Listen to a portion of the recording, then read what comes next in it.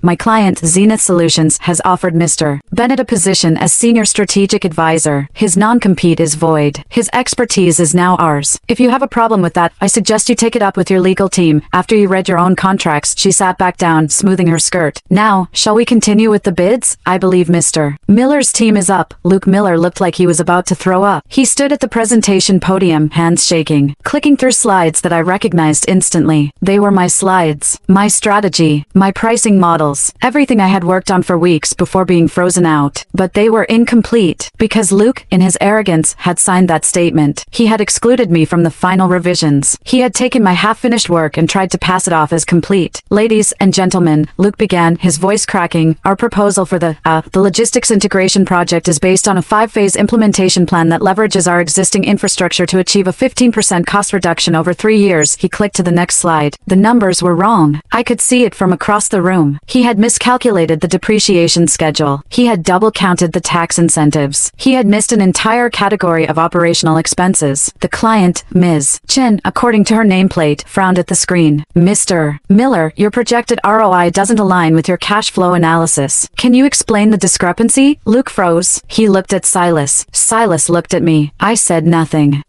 Luke said. That's a typo. It should be what? Ms. Chin pressed. This is a binding bid, Mr. Miller. The numbers you present today are the numbers we will hold you to. Silas tried to step in. Ms. Chin, if you'll allow me to clarify, I'm asking your lead analyst, Mr. Miller. Her voice was cold. Is he not qualified to answer? Luke's face was the color of old cheese. He turned to me again, his eyes begging. I looked away. The discrepancy, Luke finally said, is because we haven't finalized the vendor contracts for the 3rd phase. It's a placeholder. A placeholder? Ms. Chen's pen stopped moving. You're asking for a $20 million commitment based on placeholders? The room went very quiet. Silas rushed to the podium, elbowing Luke aside. What my nephew means is that we've left room for negotiation. The final numbers will be adjusted based on the client's specific needs. We're flexible. Flexibility is not the same as accuracy, Ms. Chin said. Next, she waved them off. Luke and Silas stood frozen for a moment, then slunk back to their seats, faces burning with humiliation. The second company presented. They were competent but unremarkable. Their proposal was safe, boring, and unlikely to win. Then it was our turn. Diana stood up. Zenith Solutions is pleased to present our bid. However, I'd like to hand the floor to our lead strategist for this project, Mr. Leo Bennett. I rose from my seat, my heart pounding but my voice steady. Thank you, Diana. I walked to the podium, conscious of Silas's glare boring into the back of my head. I didn't look at him. I looked at Ms. Chin. Over the past 5 years, I've personally managed logistics integrations for 7 companies in this sector. I've seen every mistake,